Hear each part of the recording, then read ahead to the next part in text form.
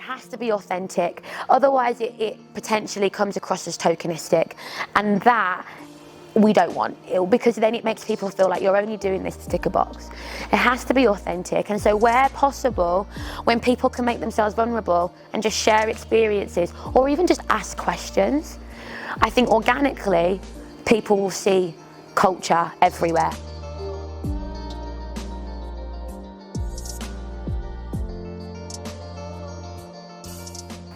I think for me, growing up, it was quite tricky. On the surface, I didn't always think about it when I was really young, and it seemed really normal, and it wasn't something that I really considered until I probably got into maybe year 5, year 6 onwards. Because my parents were born here, I feel like I've always been raised in a very modern, quote-unquote, westernised sort of idea with some cultural elements. In saying that, when I was really, really young, what I remember was that I didn't speak a word of English, which is quite shocking because my parents were born here, and today I cannot speak a word of Punjabi. I just can't. But when I was younger, that was all I would speak, and I would share that with my grandparents and family.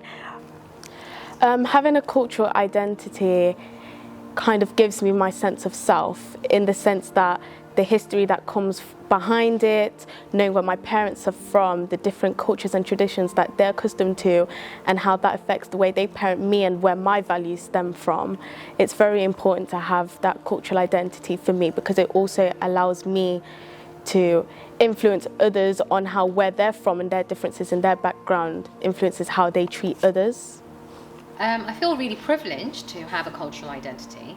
However, it comes with its challenges. Obviously, I'm very proud of my culture, and I feel like I've gained a lot from my culture as well. But the challenges come when you're with a group of people who maybe don't fully understand your culture. So, just to give an example. Growing up, going to the pub within my culture was frowned upon. Just standing near a pub was classed as being a sin. So to actually go into a pub and drink would have been just something you wouldn't entertain altogether. And a term that a lot of people would probably be very comfortable with was something I just never had come across, which is, I'm going to buy a round. I had no idea what that meant. So that having that background meant that, that's not something I was equipped with. And it was quite challenging when I was going out, and then people were buying rounds, and I was thinking, now I don't drink, so what happens here, and it is, so it comes with its own challenges as well in terms of lack of understanding. And there have been incidents in the past where I felt that people haven't always understood my culture. When I went to a funeral of someone in my family, and I saw the atmosphere of it, the singing, the dancing, the praying, I feel like their life was really celebrated, and that's kind of something that I noticed about my culture. It made me feel appreciation about life, because I know when eventually I die, I'll have people from my culture who will be there to celebrate me. So, as a Sikh growing up, I went to the Sikh temple, and that was obviously, I probably didn't realise how different that was to white British culture at the time when you're growing up, because you're innocent and you're young. But there are definitely things there that, because if I just give you a bit of background, I actually when I was 19, I decided to cut my hair. I became an atheist. I was very against being a Sikh. But then later on, so that was probably between the ages of 19 and 26. And then I then gradually started wearing a turban again, gradually grew my hair longer, gradually kind of learn Punjabi because I didn't really speak Punjabi. So because of those early foundation childhood memories, there was like a warmth of what my cultural heritage was. So going to the Sikh temple, going to Punjabi school, we'd do like a certain prayer at the Punjabi school, which is called the Japji Sahib. We would, afterwards, I'd have langars, which is the part of the communal kitchen. So there's a lot of kind of good memories there. Being part of that community at the Gurdwara or the Sikh temple. I think returning to Kenya, where my mother's from, the motherland, it was lovely for me, especially because I got to explore the safari and not go only to the suburban sides of Kenya, let's say, but also the raw side where my parents may have grew, where certain traditions like dowry, I got to explore that and see how marriage and just how different it is from modern society. It was beautiful to see. Because I live very close to a EDL area, and I can't help but go into that area at times. And when I do go into that area, then there are verbal or non-verbal kind of gestures that are made towards me throughout my life, and it just made me quite apprehensive about my culture. So it kind of withdraws me in some cases, and it can, as I said, to be very problematic in my experiences. I feel like I was born in a predominantly white area, sort of like in my school, I was like the only black girl in my class, and then in the year group I was one of I think 4. So obviously being so young and the other young people in an institution where we're together, obviously some people could have been a bit ignorant about things and they could have made some jokes that obviously shouldn't have been said, but honestly I didn't really let it affect me. If I when it does happen, I try to educate them about what should be said and what shouldn't be said. When I think about my upbringing and multiculturalism, I always remember being Indian was private, but being British was public, and I would share more of a British side and feeling there was a pressure I think that I felt like I needed to assimilate into British culture. And throughout primary school, the older that I got, the more prevalent that pressure was. The friends that I would have, the people that would be around me, the teachers that I seen, they were all British, they were white British. And the people I would see on TV that were praised and that were popular, they were all white British. I wouldn't see people who looked like me unless I was watching a Bollywood film. I stopped speaking Punjabi in primary school, which my mum made me aware of. I didn't know why I couldn't speak Punjabi anymore.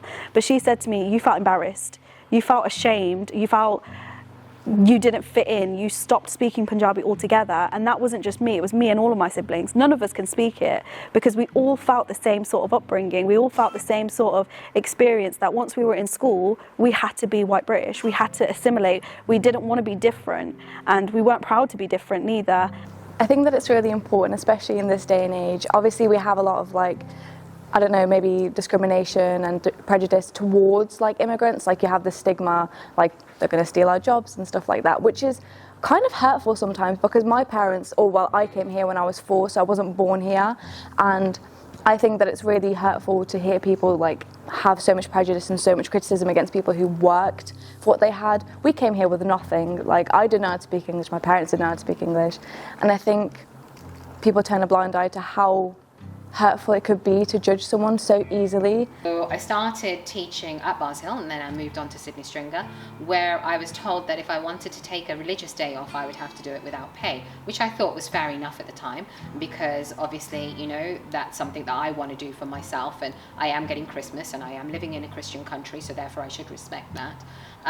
But it was only later on that it's become, where accepting of Eid has become a bit more of a norm than it used to do before. So you'd be made to feel quite guilty for actually having significant moments in your life, which are quite significant. It kind of resounded to me was when I was talking to my granddad about his upbringing, living and walking around Radford. He remembers walking home with my nan, his wife, and my granddad being mixed race. He essentially, walking home on Beak Avenue, he got stopped by a group of white men and said, "What are you doing walking with one of our women? What are you doing on here? This is the white side of the road. Move over, get out of the way." And I guess another experience was having the P word said to me when I was younger. So I'd just be walking down the street. Oh, this could make me want to cry.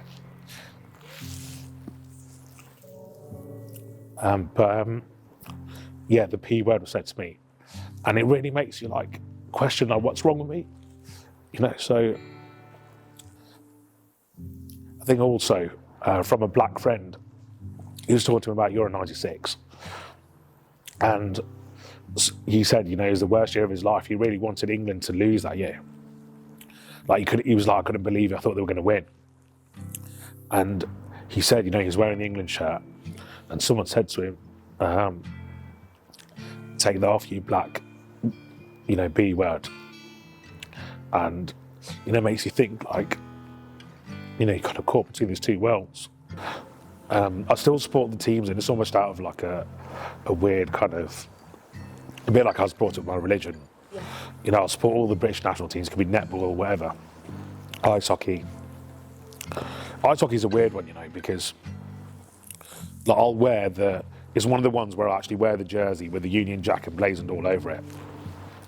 But that Union Jack, you know, when my people were being oppressed in India, and Sikhs lost their, Sikhs as a people, we lost our independence when the British took us over. You know, I'm essentially wearing the flag that oppressed my ancestors. So it's a real weird one, because on the other hand, my parents would not have had the opportunities they've had in their life without moving to Britain. And they wouldn't have had the same ones in an independent India or in Africa where they were born. So, I mean, that's why, I mean, looking back, there can be some really rough experiences. I think looking forward, if I'm being completely honest, I can't see a country in the world that's as, despite all these problems, that's as open and as fair as Britain is. That's why so many immigrants cross that channel to try to get here. So I was born and raised in East London, as I've said, and for a time in my childhood I lived with my grandparents. My grandparents are first generation immigrants from St Lucia, and my granddad's very proud of that he's an immigrant. But the reason he's so proud of it is not necessarily what he's contributed to Britain, but the fact that he was able to assimilate into British society and be resilient with that.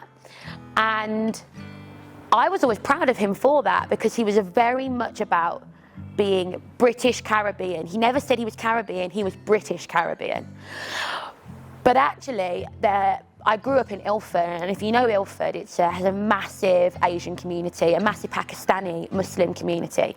And so my primary school was the majority Pakistani Muslim, and this is why I said I was the only brown person, non-Asian, in my whole primary school. And so all of my friends are Pakistani Muslim. And so one day I wanted to bring my friend over for a play date. I think I must have been about 7 or 8 years old. And my granddad, who was a very passive man, a very meek in nature, suddenly one day was very aggressive and annoyed at my mum, and I couldn't understand why. And then at the dinner table, when I was asking if my friend Sarish could come round, he said no. And he didn't just say no, he said no and then said a racial slur about the Pakistani community. And like I said, my granddad is a very meek, very articulate, well-mannered man, and to see him compromise that version of my granddad, that really upset me. And I remember my mum pulling me aside that night and telling me that these are my granddad's thoughts, and that as I was living in his house, I had to respect him, but I was under no circumstances to have the same mentality and to think so prejudicially about people. And my mum could have dismissed that comment. She could have thought that it wouldn't have had a lasting impression on me, and she didn't have to correct it, but she did. And not only did she correct it, but she made sure that I had all of my play dates just out the house. So I'd go to my friend's house instead. We would go to the park. She would take us out to like soft play areas, and she made the point to tell me that that was intolerant and that wasn't okay, and that I needed to make sure that I always showed understanding of everyone around me, and so that had a lasting impression on me. I feel like in itself, Coventry is a really diverse community, and especially the Far Gosford village. I go to there to get my haircuts, and I see a lot of independent and creative businesses operating outside of there, and especially from the Pan-African Festival. The catering company that was operating at the Pan-African Festival was from Far Gosford village, and it's kind of an amalgamation of lots of different cultures who own independent businesses, and I like that. When I go there, there's multiple different supermarkets and shops and barbers, but they're from different cultures. Over the years, so when I was around, I think 5, I think I was the only cultural background on my road, and then as the years grew, as we saw family friends come over to our road, and it just year by year just grew, increasing our confidence as well to be around as well. Yeah, I think at the time when I was in nursery, I went Holy Family Nursery, and I didn't see a lot of people that kind of had dual heritage or like cultures, and I think that really kind of kept me in like a shell almost, like I felt like I couldn't express myself. But obviously over the years, we have, even in President Kennedy now, there's so many people who have different backgrounds, and they all come together, and I think we've just grown really as a city over time. I think the beauty of Coventry, that it really is a melting pot of culture and representation in certain spaces. So here in our school, we are trying to move towards having more representation, trying to create that sense of belonging, trying to promote more celebration.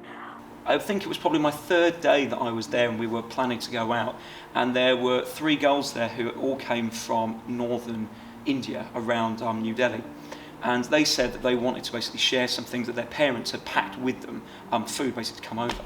And so for the very first time, I started to eat things that I genuinely didn't have any idea what it was, right?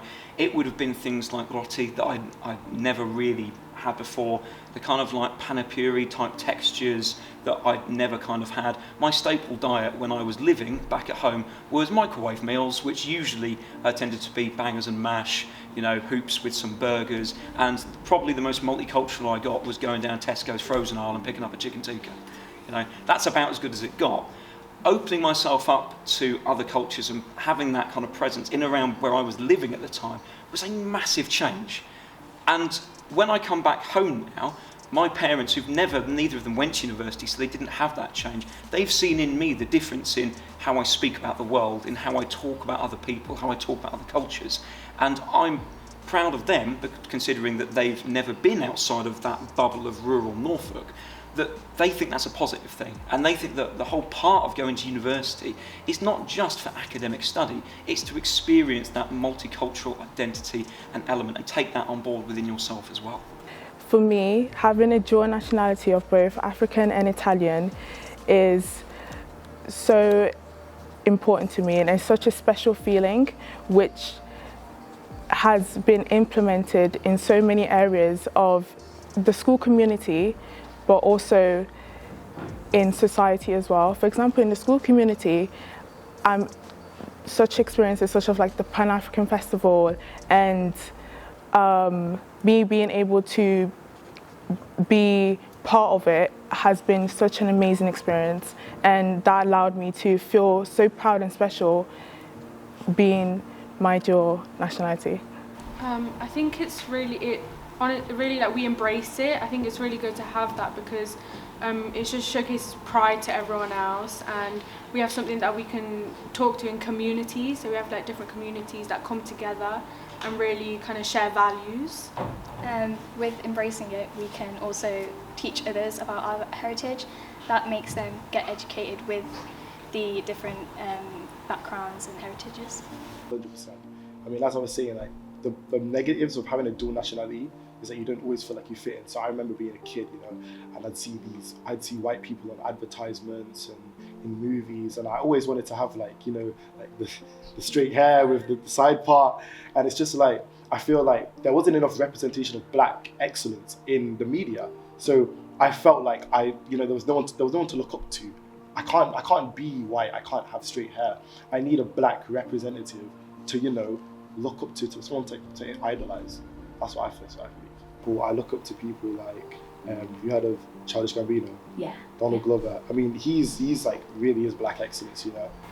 Yeah, I think it just showcases the fact that everyone really embraces it now, because I think when, for example, when my parents first came here, there wasn't a lot of places, or there wasn't a lot of stuff where they could feel that their culture was being appreciated in society. But I think nowadays, I think it's really important that people kind of can come together and really showcase what they believe in, because then we feel almost like embedded in society and not kind of segregated in a way because we have different beliefs from other people. Absolutely, 100%.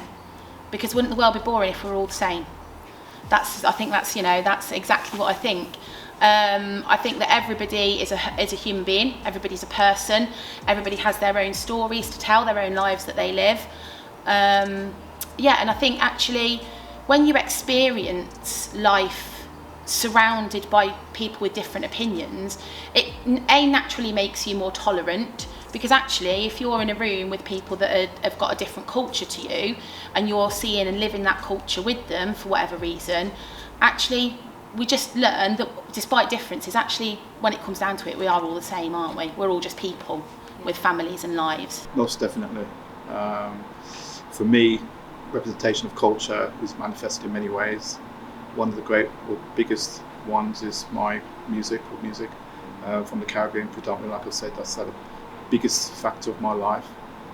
So listening to types of music from the Caribbean, calypso, reggae, is something that I really think of my heritage and my roots, and also link it back to previous generations. And it makes me feel about the slavery times that people went through and how they got through music, or they used music to get through some of the oppression and exploitation they went through. In terms also religion, my religion also makes me feel quite close to my culture. Once again, it brings a lot of solace in terms of the exploitation that people like myself have experienced or do experience, and that makes me feel a lot better in myself.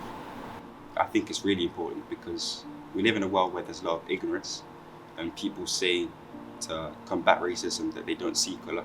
But I feel like we should see colour, we should see race, we should see identity, because that's what makes us all different. If I had seen people like me in the magazines that I was reading, in Smash Hits, in Just 17, in more magazines from back in the day,